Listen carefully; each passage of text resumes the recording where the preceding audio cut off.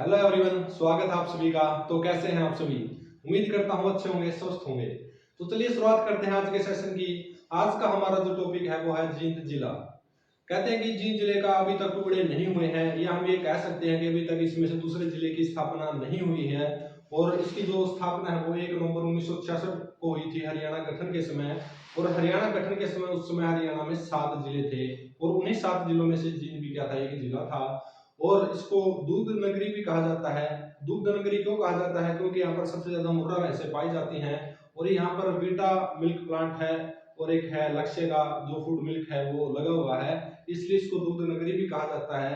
इसको हरियाणा का हृदय भी बोला जाता है। इसको हरियाणा का हृदय क्यों बोला जाता है? क्योंकि ये बिल्कुल कहते हैं कि हरियाणा के बिल्कुल ऐसे बीच में स्थापित है, और इसके अभी तक टुकड़े भी नहीं हुए हैं, इसलिए इसको क्या कहा जा सकता है, हरियाणा का हृदय भी कहा जा सकता है। तो हम बारी बारी से हम देखेंगे इसके बारे में। तो देखिए, सबसे पहले हम बात करते हैं जींद की जो स्थापना है उसके बारे में।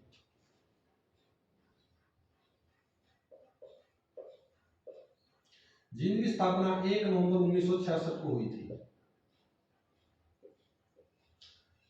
और शुरू से लेकर अब तक इसके टुकड़े नहीं हुए, इसलिए इसका क्षेत्रफल कितना है? 2702 किलोमीटर क्या इसका क्षेत्रफल है? 2702 वर्ग किलोमीटर का इसका क्षेत्रफल है। यदि बात करें इसकी जो तहसील है, वो तहसील कौन कौन सी हैं? सबसे पहले आती है नरवाना, जींद, सफीदो, अड़ेवा, पिल्लूखेड़ा,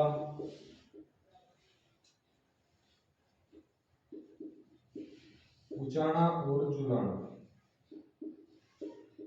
जींद जिले की 7 तहसीलें हैं। कितनी हैं? 7 तहसील हैं।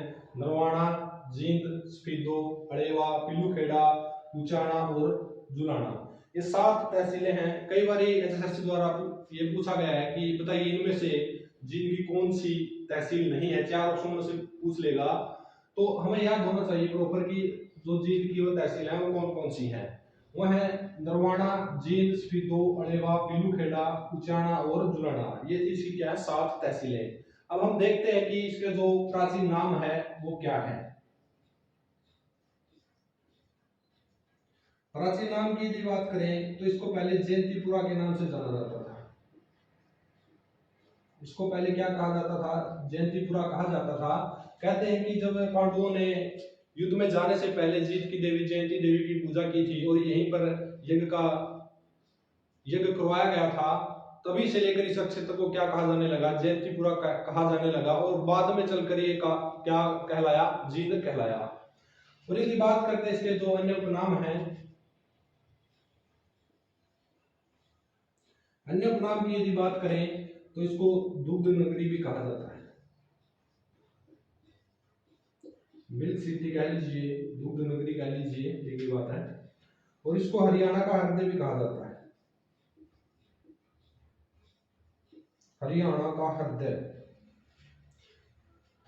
जींद के इतिहास की यदि बात की जाए तो यहाँ पर एक जींद रियासत हुआ करती थी, जिसके संस्थापक थे गजपत सिंह, जिन्होंने 1755 ईस्वी में इसकी स्थापना की थी। और यहीं पर एक किले का निर्माण करवाया जाता है गजपत सिंह के द्वारा। तो कई बार एसएससी में पूछ लिया जाता है कि बताइए जींद के किले का निर्माण किसके द्वारा करवाया गया? तो जींद के किले का जो निर्माण है वो गजपत सिंह के द्वारा करवाया गया था 1755 ईस्वी में। और यहीं पर अपनी जो रियासत है उसकी स्थापना की गई थी गजपत सिंह के द्वारा। यदि बात कर ले थोड़े और पीछे चलकर देखें, यदि तो हमारा जो सवाल उठता है वो है गजपत सिंह कौन थे?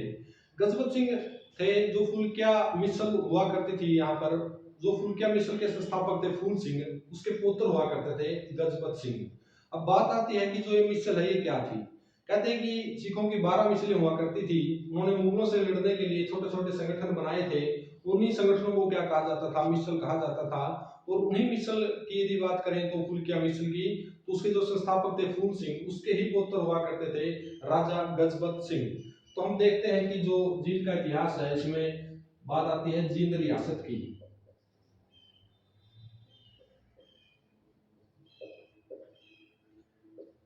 इसकी जो स्थापना है वो किसके द्वारा की गई थी? वो की गई थी गजपत सिंह के द्वारा।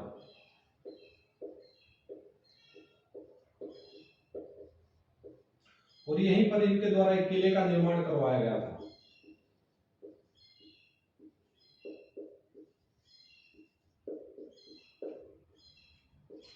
1755 ईस्वी में 1755 में किले का निर्माण करवाया गया था राजा गजपत सिंह के द्वारा। और ये जो राजा गजपत सिंह है ये सरदार फूल सिंह के पुत्र थे। सरदार फूल सिंह के क्या थे? ये पुत्र थे।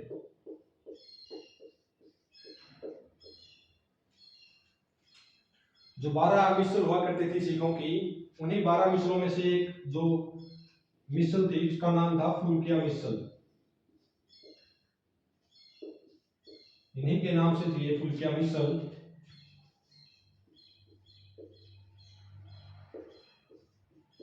ये इसके संस्थापक थे फुल्किया मिसल के। और जो मिसल हुआ करती थी ये टोटल 12 थी। सिखों की 12 मिसल हुआ करती थी। उन्हीं मिसलों में से फुल्किया मिसल हुआ करती थी जिसके जो संस्थापक थे सरदार फूल सिंह थे और इन्हीं के पुत्र थे गजपत सिंह, जिसने जो जींद के किले का निर्माण 1755 ईस्वी में करवाया गया था। यदि थोड़ा और आगे बढ़े इसमें तो इसकी जो बहन का नाम था वो था बीबी राजकौर। इनकी जो बहन हुआ करती थी बीबी राजकौर,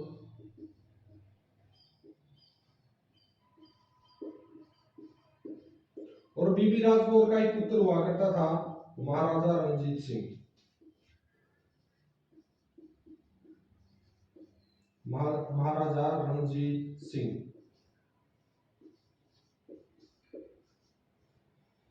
तो महाराजा रणजीत सिंह का मामा कौन था? गजपत सिंह। तो ये थी जो जो जींद रियासत है उसके बारे में। और यदि हम बात करें इसकी जो गजपत सिंह के बाद यदि इसके बाद जो बैठा था गद्दी के ऊपर वो था भाग सिंह। 1789 में गजपत सिंह की मृत्यु हो जाती है और उसके बाद जो गद्दी के ऊपर बैठा था वो था भाग सिंह, जो इसी गजपत सिंह का क्या था? पुत्र था भाग सिंह। अच्छा अस्सी कई बार ये पूछ लेती है कि बताइए गजपत सिंह के बाद गद्दी के ऊपर कौन बैठा था? जींद रियासत का जो अगला शासक था वो कौन था?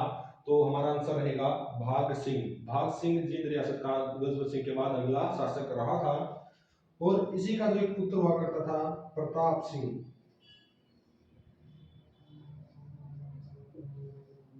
जिसने 1814 में विद्रोह कर दिया था अंग्रेजों के खिलाफ।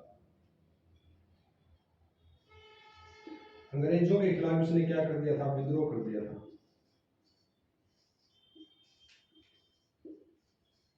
अंग्रेजों के खिलाफ इसने विद्रोह कर दिया था 1814 ईस्वी में।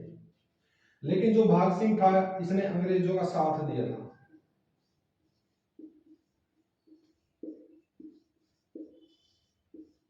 भाग सिंह ने अंग्रेजों का साथ दिया था और जो प्रताप सिंह था उसने 1814 में अंग्रेजों के खिलाफ क्या किया था? विद्रोह कर दिया था। तो ये थी जींद रियासत। और यदि हम पूछ लेते हैं कई बार कि बताइए जींद रियासत का जो अंतिम शासक था वो कौन था? 1948 में रणवीर सिंह इसके जो अंतिम शासक हुआ करते थे। 1948 में इसके जो अंतिम शासक थे जींद रियासत के रणवीर सिंह।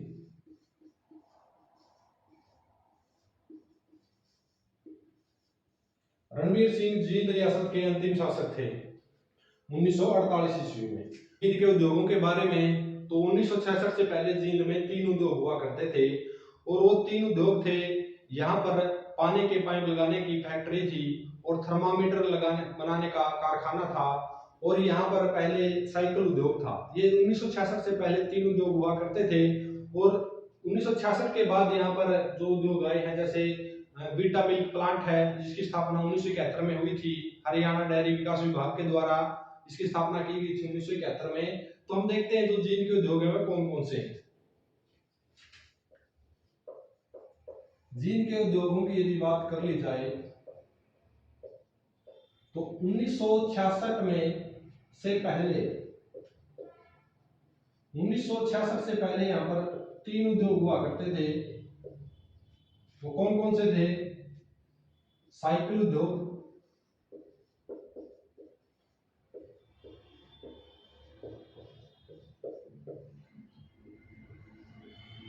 थर्मामीटर बनाने की कारखाना,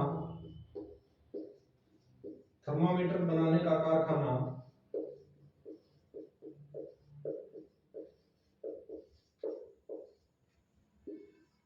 और नंबर 3 पर था पानी के पाइप बनाने की फैक्ट्री।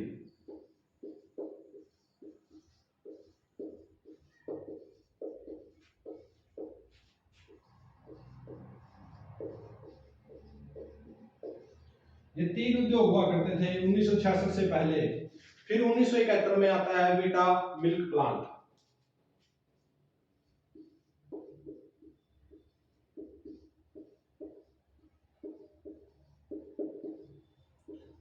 उन्नीस सौ इकहत्तर में आता है वीटा मिल्क प्लांट और इसकी स्थापना हरियाणा डेयरी विकास विभाग के द्वारा की गई थी। हरियाणा डायरी विकास विभाग के द्वारा इसकी क्या की गई थी? स्थापना की गई थी 1971 में। वीटा मिल्क प्लांट की 1971 में स्थापना की गई थी। किसके द्वारा? हरियाणा डायरी विकास विभाग के द्वारा इसकी स्थापना की गई थी। और फिर 2010 में आता है लक्ष्य फूड लिमिटेड। लक्ष्य फूड लिमिटेड जिसकी 2010 में स्थापना कर दी गई थी।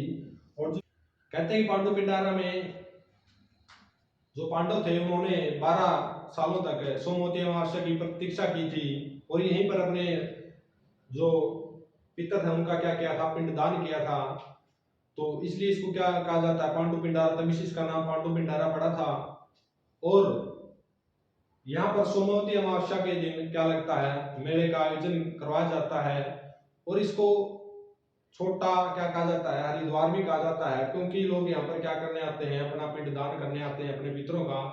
तो जो पांडु पिंडारा है, तो यहाँ पर क्या हुआ था कि 12 वर्षों तक पांडवों ने सोमवती अमावस्या की प्रतीक्षा की थी।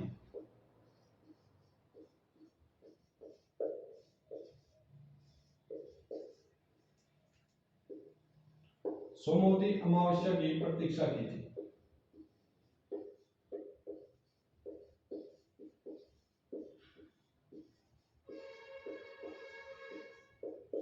12 वर्षों तक सोमवती अमावस्या की प्रतीक्षा की थी अपने पितरों का पिंडदान करने के लिए। और यहाँ पर क्या किया जाता है? सोमवती अमावस्या के दिन एक मेले का आयोजन करवाया जाता है। सोमवती अमावस्या को यहाँ पर क्या लगता है? मेला लगता है पांडु पिंडारा में।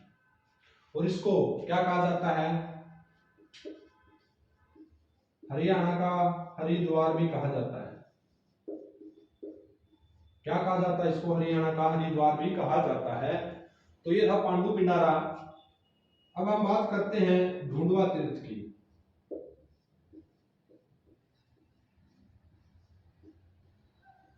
ढूंढवा तीर्थ, जैसा कि नाम से ही स्पष्ट होता है, ढूंढवा। ढूंढवा मतलब होता है किसी को ढूंढना। तो यहाँ पर किसको ढूंढा गया था? भीम के द्वारा दुर्योधन को ढूंढा गया था, जो तालाब के अंदर छुपकर बैठ गया था। कहते हैं कि जब दुर्योधन को लगा कि हम युद्ध हारने वाले हैं, तो वह भागकर यहाँ पर गांव था और यहाँ पर ढूंढवा तीर्थ में एक तालाब है और उसमें आकर छिप जाता है। और यहीं पर भीम के द्वारा दुर्योधन की हत्या कर दी जाती है, उसको मार दिया जाता है। तो ढूंढवा तीर्थ यहाँ पर क्या किया गया था? भीम ने दुर्योधन को ढूंढकर मार डाला था। यहाँ पर इनका युद्ध हुआ था, मल युद्ध।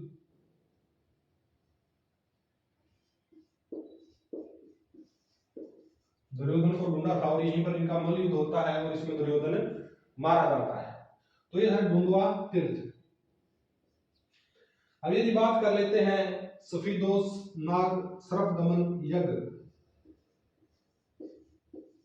कहां पर हुआ था, सफीदों में हुआ था सरफ दमन यज्ञ, सफीदों का नाग क्षेत्र। यहां पर क्या हुआ था, एक राजा हुआ करते थे राजा जन्मेजय, और उन्होंने यहाँ पर सर्प दमन यज्ञ का आयोजन करवाया था। क्यों करवाया था, क्योंकि यहाँ पर कहते हैं कि जो राजा परीक्षित हुआ करते थे, जो अभिमन्यु के या फिर अर्जुन के पुत्र हुआ करते थे राजा परीक्षित, और राजा परीक्षित ने क्या किया, एक शरारत सूझी, एक ऋषि महर्षि तपस्या कर रहे थे और उनके गले में एक मरा हुआ सांप डाल दिया था, और उस मरे हुए सांप से क्रोधित होकर जब उसको लगा ऋषि मुनि को, तो उनकी तपस्या भंग हो चुकी थी, तो उन्होंने राजा परीक्षित को श्राप दे दिया था कि तुम्हारी मृत्यु भी सर्प के डसने से होगी, एक सांप के काटने से तुम्हारी मृत्यु होगी। तो राजा परीक्षित की मृत्यु किसके द्वारा होती है, सांप के डसने से के द्वारा उसकी मृत्यु होती है।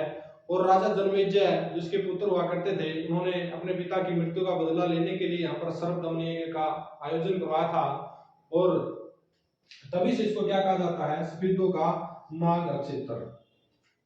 तो यहाँ पर क्या किया था, राजा जन्मेजय ने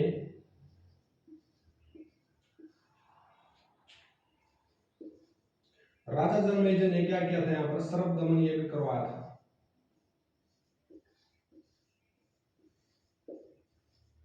राजा जन्मेजय ने यहाँ पर क्या करवाया था, सर्प दमन यज्ञ का आयोजन करवाया था।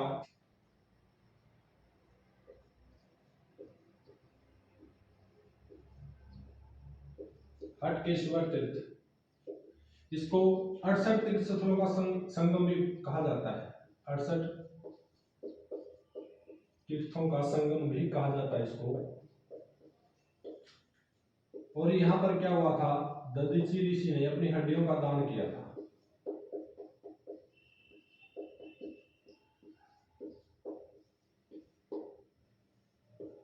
अपनी हड्डियों का दान दिया था।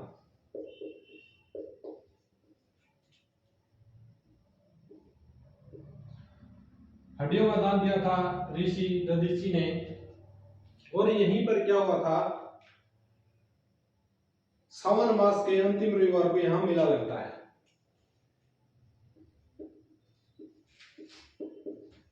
सावन मास के अंतिम रविवार को यहाँ पर क्या लगता है, मेला लगता है।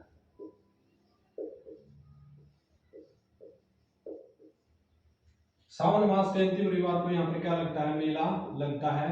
तो ये था हटकेश्वर तीर्थ, जो जींद जिले के हाट गांव में है। कहां पर है ये, जींद जिले के हाट गांव में है हटकेश्वर तीर्थ।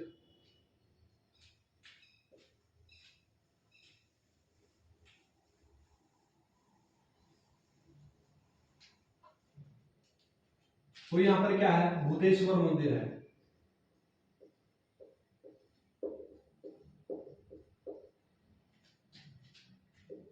अठारह से 1880 तक इसका निर्माण करवाया गया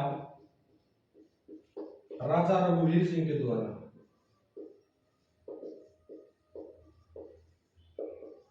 1878 से लेकर 1880 तक। और इसी मंदिर के चारों तरफ क्या है, रानी तालाब है।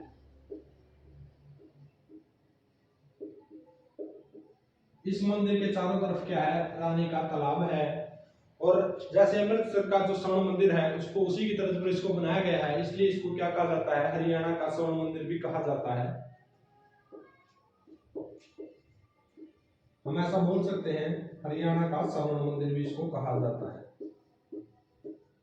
और ये किसको समर्पित है, भगवान शिव को समर्पित है।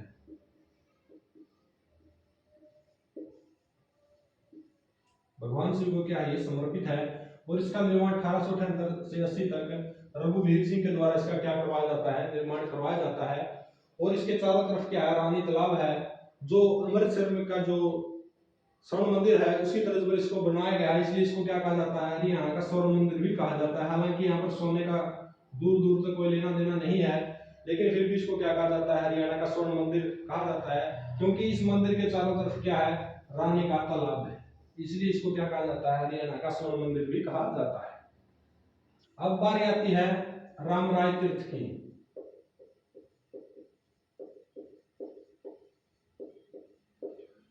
जो जींद जिले का एक गांव है।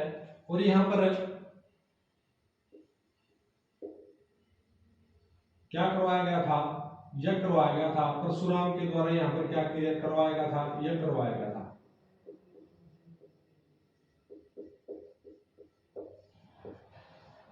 परशुराम के द्वारा यहाँ पर क्या करवाया गया था, यज्ञ करवाया गया था। कहते हैं कि जब राम को वनवास मिला था तो वहां पर ये यहाँ पर ठहरे थे, इसलिए तभी इसको क्या कहा जाता है, राम राय तीर्थ भी कहा जाता है। लेकिन यदि बात करें यहाँ पर परशुराम ने क्या करवाया था, यज्ञ करवाया था, राम राय क्या है तीर्थ स्थलों में जाना जाता है।